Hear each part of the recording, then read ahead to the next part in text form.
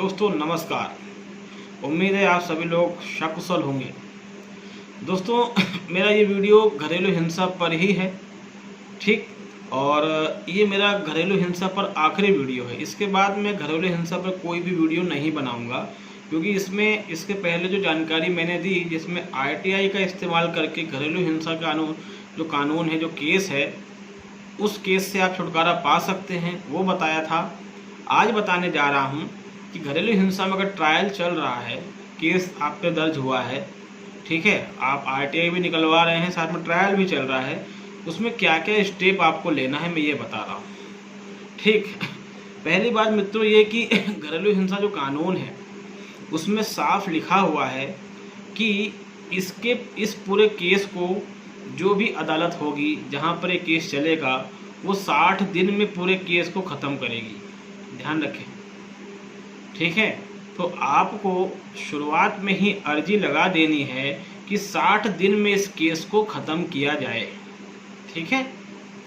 इसके पीछे कारण ये है कि ये मेंटेनेंस ऑर्डर कर देते हैं और आपका केस कई साल चलता है और फिर पूरा मेंटेनेंस जिस तारीख को केस लगा था उस तारीख से देना पड़ता है, जो कि बहुत बड़ा अमाउंट बन जाता है, लाखों रुपए बन जाता है वो। और फिर आप फड़फड़ाते हैं, और जो आपका वकील होता है उसमें भी इतना दिमाग नहीं होता।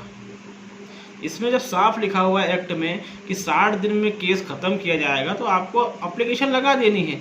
वो एप्लीकेशन एक्सेप्ट तो मुश्किल है करेगा, लेकिन करे ना करे उससे कोई मतलब नहीं। उसमें जहाँ रिजेक्ट करी आप रिवीजन लगा दें, ठीक है, उसकी आप रिवीजन लगा दें सेशन में। ऑटोमेटिक वो डिसाइड करना ही पड़ेगा, क्योंकि जो कानून में लिखा है कोई भी जज उससे हट के बात नहीं कर सकता, ठीक है, चाहे वो सुप्रीम कोर्ट जज क्यों ना हो। इससे जज साहब संकट में पड़ जाएंगे और जज साहब को बोल दीजिएगा आपकी सर जो लिखा है वो आपको मानना पड़ेगा। अभी मेरे भी भरण पोषण हो जाएगा, तब तो आप कहेंगे कि जब से केस लगा तब से भरण पोषण दो। भले 5 साल हो गए हैं केस चलते चलते, तो व्यक्ति 5-10 लाख कहाँ से लाएगा? लाखों रुपये भरण पोषण हो जाता है आम आदमी का। तो जब मेरी बात आप नहीं सुनते तो फिर हम आपकी बात क्यों माने? साफ लिखा हुआ है सर, इसको 60 दिन में डिसाइड करें आप प्लीज़। ये बात जरूर जज को कह दें, कोई डरने की जरूरत नहीं है, शब्दों में कहे। लिखा हुआ है कानून की किताब में, प्रोविजन है, सिंपल सी बात है, ठीक है। उस प्रोविजन से हटके जज कुछ नहीं कर सकता, चाहे सुप्रीम कोर्ट का ही जज क्यों ना हो, ठीक है। दूसरी बात, अगर महिला बयान देने नहीं आ रही है तो धारा 350 सीआरपीसी के तहत आवेदन देकर महिला के बयान देने के अवसर को रद्द करवाइए फटाफट। 1 तारीख हो गई, 2 तारीख हो गई, वो बयान देने नहीं आ रही है, इमीडिएटली सेक्शन 350 सीआरपीसी के तहत उसके अवसर को समाप्त करवाइए, ठीक है।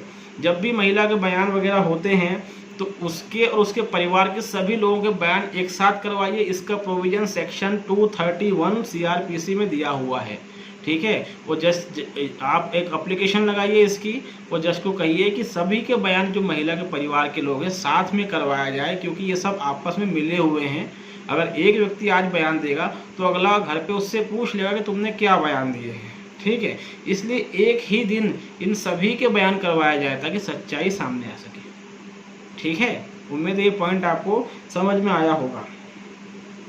उसके बाद अगर घरेलू हिंसा का मुकदमा दर्ज करवाया है आपके ऊपर, उसके बाद भी महिला परेशान कर रही है आपको, तो धारा 107 सेक्शन 107 सीआरपीसी, ठीक है, इसके तहत आप अपने क्षेत्रीय कलेक्टर कार्यालय में, कलेक्टर के पास या एसडीएम के पास जाकर एप्लीकेशन लगा सकते हैं और उसमें लिख सकते हैं कि जब तक मेरा केस चल रहा है तब तक ये लोग मुझे किसी तरह से परेशान ना करें। ये लोग मतलब मेरे ससुराल वाले, मेरी वाइफ के माँ बाप, उसके भाई, कोई भी मुझे परेशान ना करे, मेरी शांति को भंग ना करे।